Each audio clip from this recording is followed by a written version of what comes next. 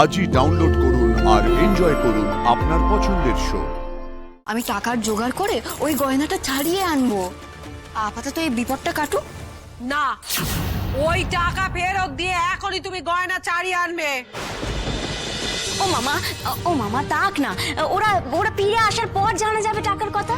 এখন একটা শুভ কাজে যাচ্ছে, ঠাকুর ঠাকুর করে যেতে দিন না মা। বড় বৌমা, তোমার শুভ কাজ তোমার কাছে রাখো তো, ওসব হেয়ালি করে আমার কাছে পার পাবে। আমাকে জানতে হবে যে এই টাকা কোত্থেকে পেলে তুমি। টাকা?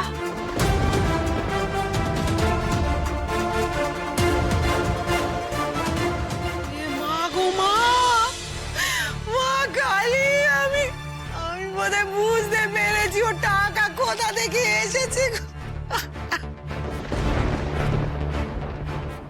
হায় হায় হায় হায়, কেমন কেমন সর্বনাশী মেয়ে ছেলে গো, আমাদের পরিবারটাকে পুরো ছারখার করে দিলে।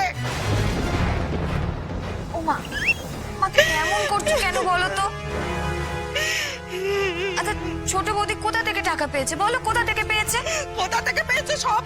সর্বনাশ করে টাকা এনেছে, নিজের পায়ে নিজে কুড়ুল মেরেছে।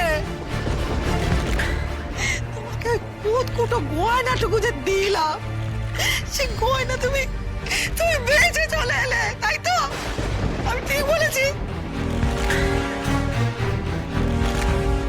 হে ভগবান, আমি সেই দিন কত করে বোঝালাম তোমাকে, তারপরেও তুমি কিনা অপয়া অলুক্ষণে মেয়ে কথা কারেতে। ও মা, তা হয়তো নয় কো, হয়তো অন্য কোথা থেকে এলো। হ্যাঁ, কি হলোটা কি? চুপ করে আছো কেন? আমি ঠিক করেছি তো?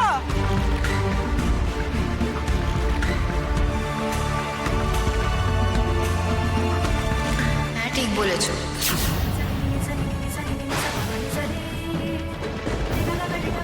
এখন যখন তুমি বুঝেই গেছো, তোমার প্রশ্ন থামাও।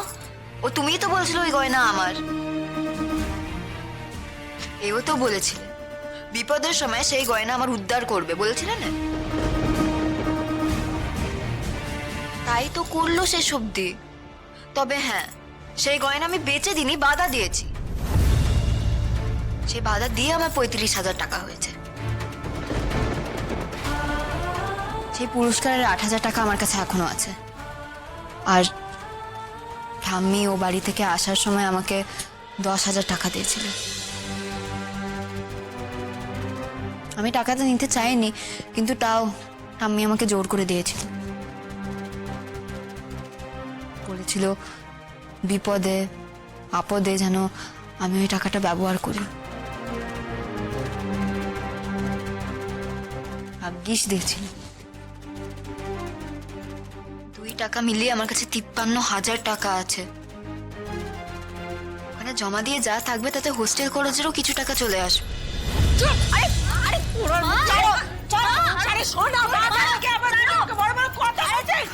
আমি কিন্তু তোমাকে বারবার বলছি আমার গায়ে হাত দেবে না। মুখে কথা বলো, গায়ে হাত দিও না। সর্বনাশী মেয়ে, অলক্ষে অপয়া, এরপরও তোর এত কথা আসে কোথা থেকে শুনি? ও মা, তোমার কেন? ওইটা তো আমার স্ত্রীধন। ওর ওপর আর কারো দাবি নেই। তুমি নিজেই বলছিলে ও আমার স্ত্রীধন। বাবা গো বাবা, এ কি সাংঘাতিক মেয়ে গো! ঘরে সোনা সেটাকে দোকানে বেচে দিয়ে এলো, আর তারপর এসে আমারই মুখে মুখে তর্ক করছে। বলছি তো, আমি তোমাদের গড়ের সোনা বেচে দিইনি। ওই টাউনের বড় গয়নার দোকানে আমি ওটা বাধা দিয়ে এসেছি গো। আরে কাগজ আছে আমার কাছে, সব আছে। আমি বলছি তো, আমি টাকার জোগাড় করে ওই গয়নাটা ছাড়িয়ে আনবো।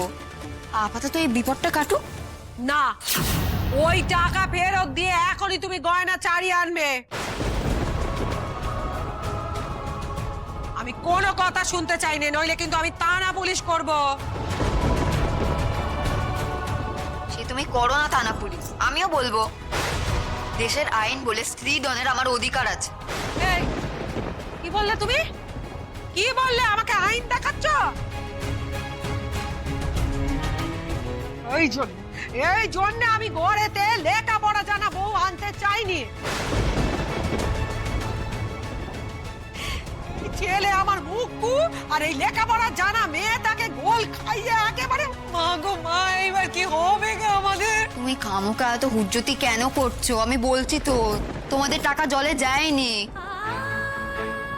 আমিও গরিবের মেয়ে, আমাদের বাড়িতে এক কুচু সোনার দাম আমি বুঝি। ও সোনা, আমি তোমাকে কথা দিচ্ছি কড়াই গন্ডায় ফিরিয়ে দেবো। পায়ে পড়ি আমি তোমার।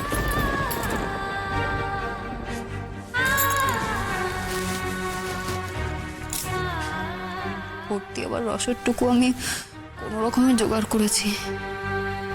এটা নিয়ে আর ঝামেলা করবে। ও মামা, আপনি মাথা ঠান্ডা করুন না। ছোট বউ খুব ভালো মেয়ে মা। ও যখন কথা দিচ্ছে আমাদের গয়না ফিরিয়ে আনবে, ও ঠিক ফিরিয়ে আনবে। ওর কথা রাখবে মা। আপনি ওদের এখন যেতে দিন না মা।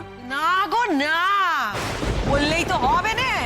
ও গয়না যতক্ষণ না আমি চোখের সামনে দেখতে পাচ্ছি ততক্ষণ ওকে আমি বাড়ি থেকে বেরোতে দেব না। ও মা, তুমি এত জেদ করছো কেন বলো তো?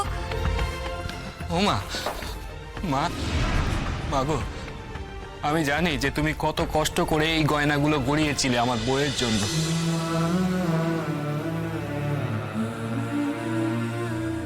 আমি জানি মা যে এই গয়নাগুলোর দাম আমাদের কাছে কত,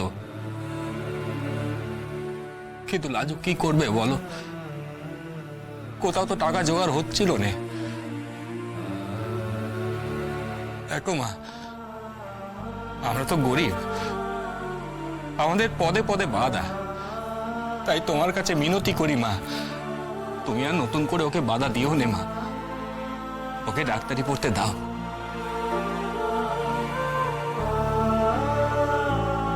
তুমি দেখো, ও পাস করে প্রথম রোজগারের টাকায় তোমার গয়না চারিয়ে আনবে।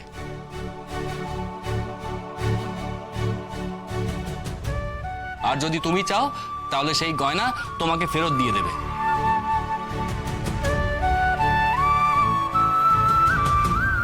শুধু তো কয়েকটা বছরের অপেক্ষা মা, একটু শুয়ে নাও না, একটু শুয়ে নাও।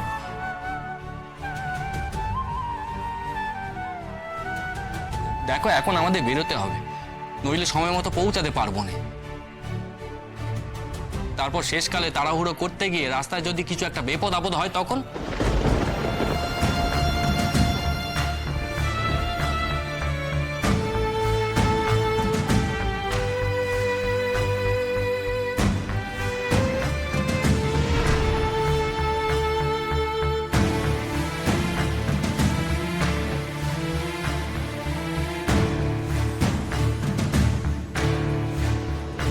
চল লাজু।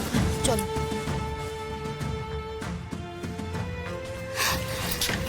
ধোকা ধোকা।